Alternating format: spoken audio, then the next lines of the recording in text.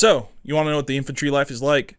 What kind of gear you're issued? What it's like living on base? Is it a good idea to go to college while serving? Well, hopefully I can answer these questions for you in this video. Let's get into it.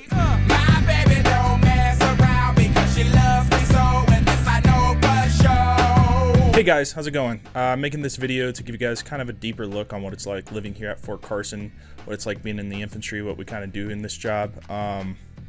Mostly kind of like what the life is like in general, and this is based on my experience, so it can differ for others. So when you arrive to your unit, you'll check into the in-processing barracks, and you'll wake up the next day, probably do some finance briefs for like travel vouchers and stuff. Probably like the next day will be like immunizations and then getting your gear issued to you. It could take about a week or two depending on when you arrive at that unit, but it's pretty quick.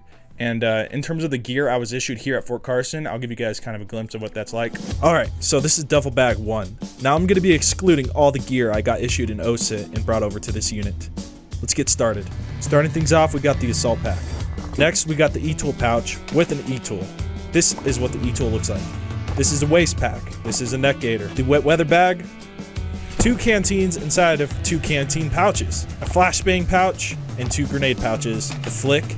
2 3M4 mag pouches. And then we got this thing. I don't remember the name of it. I think it's like bandolier or something. Anyways, moving on.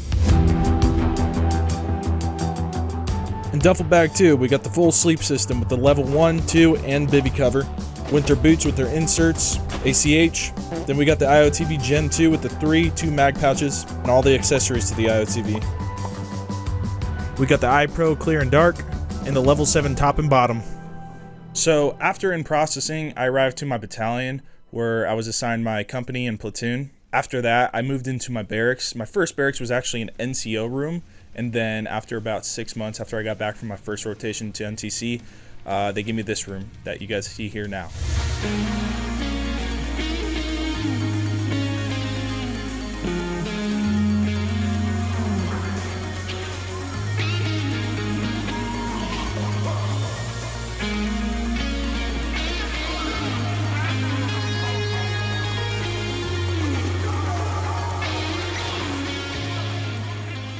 So real quick, I wanted to point this out. If you have any issues in your barracks or your room, like holes in the wall, tiles coming out from the ground, leaks, etc., you can always put in work orders on the ARMA website.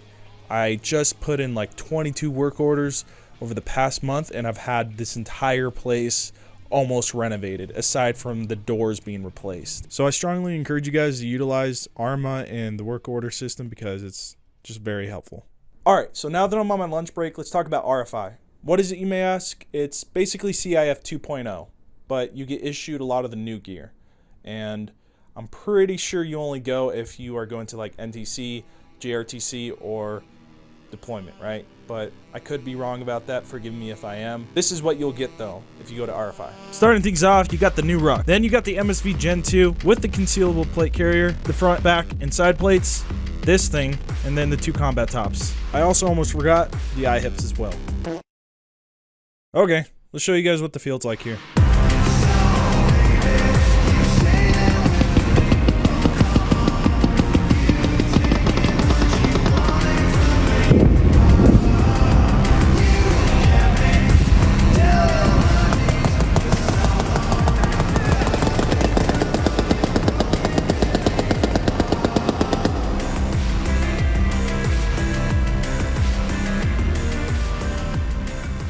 So one thing I learned when I first got here was I had to become the jack of all trades. What do I mean by that? Well, when I first got here, I was a 240 gunner. Then I became a Carl G gunner, then 320 gunner, and then a javelin gunner, and then a saw gunner, and then a JLTV operator.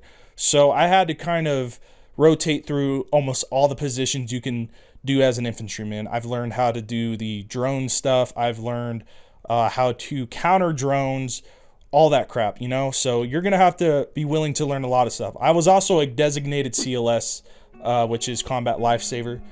Now, regarding some of the benefits you get while living on base, if you're a soldier that's single in the barracks, you get access to meal cards, which allows you to eat at the warrior restaurants here on base or DFACs. You get 3 meals a day. They're not really free because they take it out of your BAS, but It's better than nothing, I guess. You also have access to the main PX here on base, and then the commissary, which sells food for stupid cheap. Neither of those places also tax you on anything, so that's pretty nice.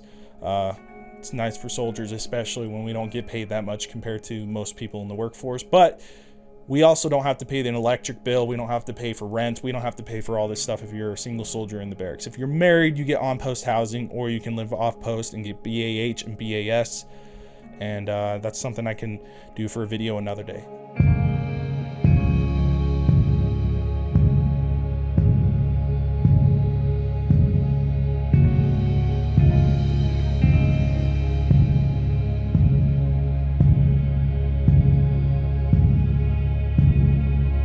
So whether or not it's a good idea to go to college while serving active duty infantry is completely dependent on you.